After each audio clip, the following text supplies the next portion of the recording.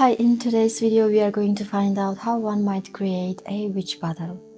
I'm gonna start this video by explaining briefly what is a witch bottle for those of you who don't know it. Witch bottles have been used since around 16th, 17th century, being very popular in the 17th century, mostly in England, but there are accounts outside England as well.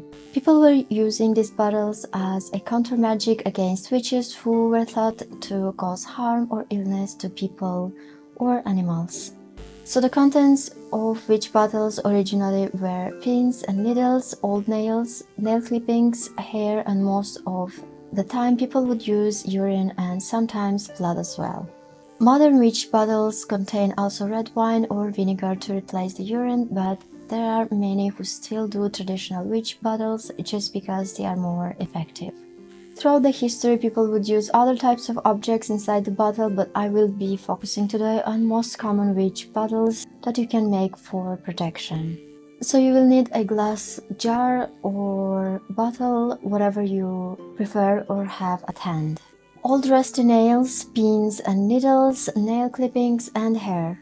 After adding these items to this bottle or jar, then you would fill the jar with whatever you decide to use, either urine or a substitute like wine or vinegar. It's really up to you.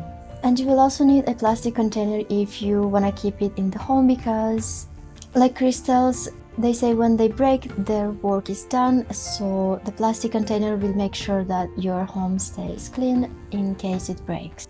So you can either bury your witch bottle, but this way you won't be able to see when it's time to replace it. So it's best if you can place it somewhere in the center of your home if you are able to, or in a room where you spend most of your time. People put it under the bed as well. If you have pets, you might be careful and place it where they can't reach it. Long time ago, people would either boil the contents of a witch bottle, which to me sounds disgusting. Then we have those who put them on fire, which is very dangerous because the bottle would explode. Then there is even accounts of people using them in divination, and I won't go in details for those that are not comfortable hearing about bodily fluids used in our practice. And people used to bury it or place it around the house. It all depends on the purpose, belief system, and the practice of those creating it or who would advise this working.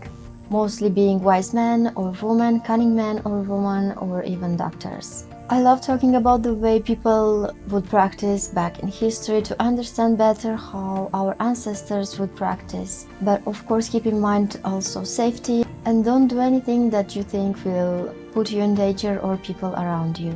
So if you wanna personalize your jar or bottle, you can also add objects or herbs that correspond with protection. I would consider adding nettle if you wanna irritate someone, as well as chili pepper.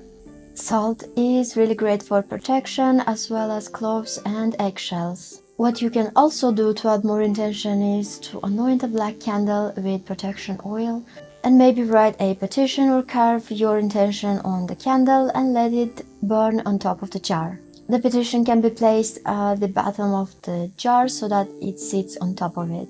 I hope this video was useful in some way. I thank everyone who subscribed even though I haven't posted videos for 3 months. If you have any video ideas, please let me know in the comments, and see you in